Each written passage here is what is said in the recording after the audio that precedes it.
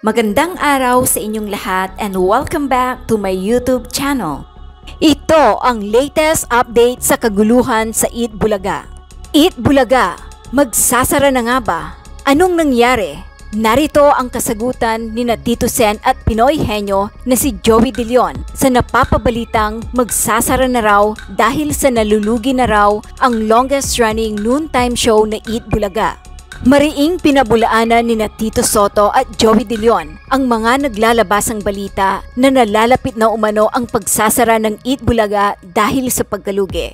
Ayon sa mga naglalabasang ulat, nag-uusap na raw ang producers ng Eat Bulaga, ang MediaQuest at TVJ Productions dahil lumalaki na ang production cost ng longest running noontime show sa bansa.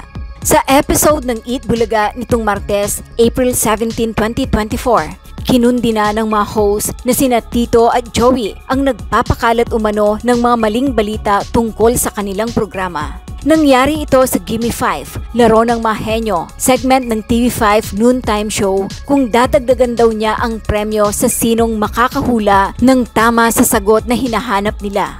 Giit ng dating senador, hindi totoong nalulugi ang TVJ Productions Incorporated at magsasara na ang kanilang programa.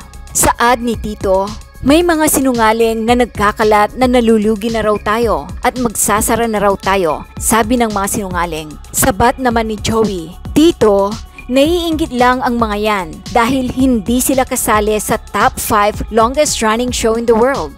Ang Eat Bulaga ay 45 taon nang umi-ere sa telebisyon mula pa noong 1979. Dagdag pa ni Tito, para mapatunayang walang katotohanan ang naglalabasang chismis ay maglalabas sila ng kopya ng filed income tax return nila sa BIR, Bureau of Internal Revenue. Sabi pa ng dating Senate President, para mapatunayan na tayo ay hindi nagsisinungaling at sila ang sinungaling. Bukas, bibigyan natin ang media ng kopya natin ng filed income tax. Kaya sa mga dabarkads at sa mga ilang hindi dabarkads, yun pong nagsasalita ng mga ganon. Sinungaling yon, kaya huwag na kayong maniwala sa mga ganon. Hindi rin nakatiis si Joey na magbigay ng saloobin sa mga patuloy umanong naninira sa kanilang programa. Wala mang binanggit na pangalan o kampo, may pasaring siya sa mga anyay binabasto sila. Anya, heto muna ang hamon ko. Umabot lang kayo ng 15 years, baka luluhod ako sa harap nyo. 15 lang ha, hindi 50 years.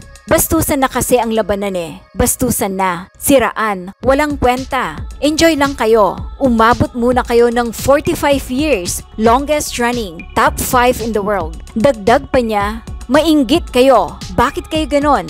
Bakit kayo ganyan? Ang sasama ng ugali ninyo. Samantala, hindi naman nagbigay ng anumang pahayag ang co-host nilang si Vic Soto. Tahimik at patawa-tawa lang itong nakikinig sa mga pahayag ni Tito at Joey.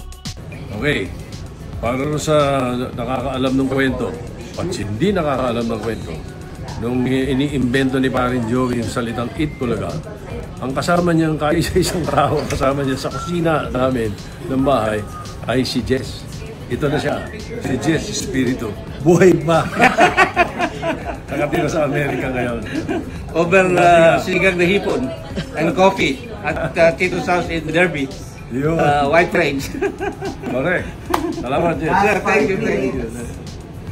Samantala, nagbigay naman ng opinyon ang mga TVJ defenders na sina Batang Maynila Toits, Chris Ulo at Tita Messi patungkol sa nangyayari ngayon sa Eat Bulaga na mapapanood din sa kanilang mga YouTube channels for more updates. Ayan, nagano kami ngayon, nagsama-sama kami ngayon kasi dahil nga sa mga fake news na nagkalat dyan sa TVJ at may mga pinag-usapan kami na abangan nyo na magugulat si OJ Diaz sa mga fake news na kinakalat niya. Yung mga panatiko ni Visceral. Yung mga ang ano naman ni OG, patanong yung sabi niya baka magsarado na raw, nalulugi na, tama? Nalulugi. Tapos sabi niya meron siyang kambyo na wag naman sana magsara. Ang problema kahit patanong, ano yung ganong klaseng tanong, parang nag-spread ka or nagmamind conditioning ka sa mga tao. Mali yun eh. So, mali yun. No, kung kaya gumawa ko ng live, sabihin ko, OG Diaz, magsasarado na rin ang utak. Oh. Pero sana wag naman. Oh, okay ba yan? Okay ba Diaz. yan? Mga ganon. Siyempre. Halimbawa ganito, OG Diaz. Pero nagtatanong ako ha. Pero nagtatanong ako. Tatanong. Pero sana, yung mga ganun ba? Parang ganun eh. Ngayon, meron kami hawak ngayon. Ngayon, meron kaming hawak na Evidence. na beer. Hindi. May hawak kami yung ebidensya pero hindi namin pwede ipakita. Pero legit to. Tinrabaho namin to ngayong araw. Para masapalpal yung... Kasi alam niyo naman yung TVJ Defenders, hindi po kami lumalakad ng hindi legit. Talagang may konkretong ebidensya kami. Katulad yan, di ba kami nagbigay sa inyo ng sa korte, resolution ng korte, sa amin yung nakuha yan. Ngayon, may ibibigay kami sa inyo, mapapakinggan nyo mamaya kung gaano ang kinikita ng TVJ at nasasabi nilang lugi. Mangingisay ka ngayon, OG Diaz. Saka yung pamasahe namin dito, hindi namin inutang. Yung pamasahe namin dito, hindi namin inutang ha. Namasahe kami na ano talaga to, malulupit ng mga bago kami nakarating dito sa BIR. Hindi kami nang scam ha. Sabihin nyo, nang scam kami ng pamasahe. Yung sa mga nagpapakalat dyan, alam nyo sa tutusin lang. Kaya ang gagawin natin ngayon, mamaya natin sasabihin yung talagang yung pinaka-data. Data. Data. Gusto lang namin ng iparating sa inyo na hawak na namin yung data na inaabang-abangan ng mga legit na broadcast. Yan, awak natin. Kung katunayan na hindi nalulugi ang Itbulaga. Kagaya ng sinasabi ni Bot na si Ugi. OG Diaz, support. Tagalon. Alam nyo, ito lang kasi ganito lang yan. Dapat alam nyo, Showtime, mahiya kayo, madlang pulpo, lalo ka na, Vice Ganda. Mahiya ka, Vice Ganda. Kasi, alam nyo, umalik lang kayo sa betlog ng GMA. Literal yan umalik lang kayo. Kung walang GMA, paano na kayo? Hindi kayo kailangan magmalaki kasi nga, yung kinikita nyo dyan, wala kasi ang dami yung nakahati. Isipin mo tong TVJ, Media Quest lang kahati niya, kayo, ABS. Bago mapunta sa inyo, pupunta pa ng GMA. May renta pa kayo. Kaya paano malulugi ang TVJ? Makikita nyo mamaya yung record sa hawak namin. Diba? Ano sabi ni Vice dati? Sabi niya, nako, pag GMA, where you belong? Ngayon, nandiyan ka ngayon, you belong. May pa-arte-arte pa kayo, may helicopter kayong peste kayo. Diba? Doon lang tayo sa talagang totoong data. Totoong diba? Hindi yung may binabanat sila, sabi nila pag nag 15 years kayo, ang sinasabi ni Boss Joey doon, 15 years sa GMA. Tanga ba kayo? Kasi hindi kayo abot sa taon dyan. Tanga, mga galit si Goson. Lalo na ngayon, bumababa ratings nila. Baba na ratings yun. 9, 7, 6, 5, 4, 3, 2, 1. Sarado. Hindi papayag si Jessica Suho na si Memi Vice magtagal dyan. Kasi mamaya gumawa na naman ng concert yan. Kung gusto nyo ganito, pagtatagalin yung yung It's Showtime dyan sa GMA, ang babanatan naman ni Memi Vice, Charo Santos.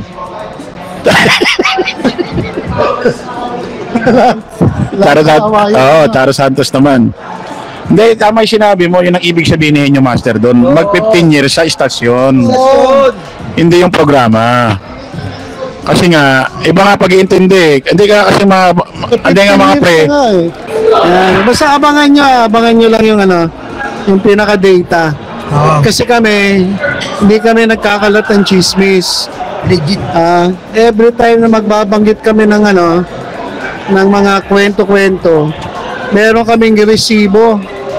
Katulad ng iba dyan, katulad ng ugi-ugi, nagbabasa ng chismis. Kaya nga eh. Oo. Mali yun eh. Bakit ka magbabasa ng chismis? Ano ibig mo sabihin? Ibig mo sabihin nun, meron kang motibo. Ano motibo mo? Motibo mo, siraan din ng TVJ. Boss? Yeah. Boss, pwede na kayo ng ice bucket na lang. Thank you. Oo. Huwag ka magkakaya ka na pagka nasasabihan na fake news peddler eh. Pasalamat ka, pinagtanggol ka ni Nanay Christy. Diba? Kami naiiyak kay nanay. Pinagtanggol siya ni Nanay Christy, naging fake news peddler. Hindi, sa totoo lang kasi alam ko ito si OG Diaz, manto ni Nanay Christy. Oo. Kasi di ba minsan pinagtanggol niya ito? Parang umiyak ko si nanay eh. Pero ayaw nga sana namin, kaso ako nga nagpipigil lang si OG, gusto ko na mutakin mukha mo eh. Okay, thank you po, Ma'am Julieta Sikuguchi. Maraming salamat Kasi po. mali ang topic na Itbulaga TV yun, nalulugi na magsasarado na kahit ba question mark yan, kahit patanong eh. Kumbaga, nang mind conditioning ka ng tao. Kung sabihin ko, halimbawa, OG Diaz support, question mark. Iba vlog mo, alam mo, ang dami nakikinig sa'yo. Oo. Sabihin, gusto mo talaga ipakala. Oo. Ibig sabihin, may ka, Intention ka talaga na intensyon ka na hindi maganda. siraan itong TVJ. Tapos biglang kakambyo. Ang nakakaasar pa rin pre, banda muli kakambyo. Huwag naman sana magsara. Para Pagkatapos ka magsalita ng kung isipin mo, sabihin, pero wag naman sana. Wag naman sana. Ay, grabe. Hindi. Pero naiintindihan ko rin si OG eh. Alam mo bakit? Ako hindi kasi. Hindi, naiintindihan ko siya kasi si Paulo Contis, aso niya yun eh. Oo. Ay, aso niya yun. Sorry. Tao niya yun eh. Bata niya yun eh. Bata niya yun eh. Kaibigan niya, kumpare niya yun eh. Isa kabayo niya. Oo, kumpare niya yun eh. Parang inaanak yata OG Diaz yung anak ni Paulo. Kung saan talagang yan. Oo. Ni Nanay Christian. Oo. Tinulungan niya mali. Kung hindi nang dahil kay Hindi yan. Oo. Sige. Oo, grabe yung namin, no. Si Mark kasi ang tagal. Ang sarap pa naman ng pulutan namin. Oo. Ay, mukbang. Ito, kayo muna. Sino mo na magsasalita kasi kakain mo na. Ako na. Mukbang. Mukbang. Nakaka-stretch din kasi mamuliti ka kaya mukbang muna kami. Sa mga tanga nag-hate sa Tito Vic Enjoy, Itbulaga, mga bashers nila, huwag na kayo masang magsasarado ang Itbulaga kasi may pundasyon na yan. Hindi porket mataas ang ratings na Showtime ngayon, ibig sabihin magsasarado ng Itbulaga. Hindi ganun ang dahilan. Kung naaalala nyo dati, ang Itbulaga dati humina rin ang ratings nung kalaban nila yung Wawawi ni Willie Rebillame. Pero kita nyo pa rin naman ang Itbulaga nandyan pa rin. Tapos ang Showtime mapapabaksak, mapapasarado yung Itbulaga. Malabo mangyari na yon. Tsaka dati ang Showtime tsaka Itbulaga, dati nang nag-aanuhan yan. Nag-aanuhan ng ratings, taas baba. Ganun lang yan. Ang problema nga kasi rito, yung mga fans ng mga hosts ng Tanang Pinakamasaya, naging takbuhan ho nila yung bahay ng It's Showtime. Yun ang ginagawa nilang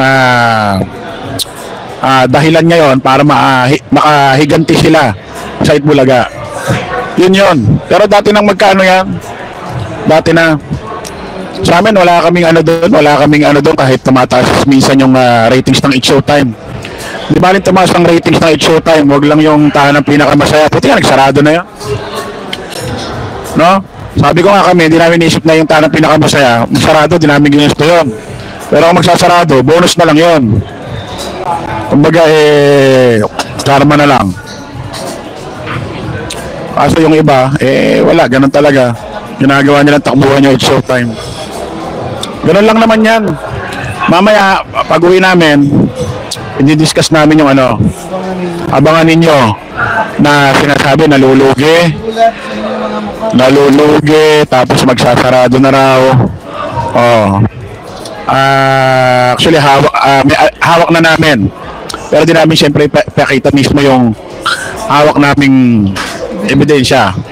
Oo, syempre, di ba? Kailangan din mag-ingat.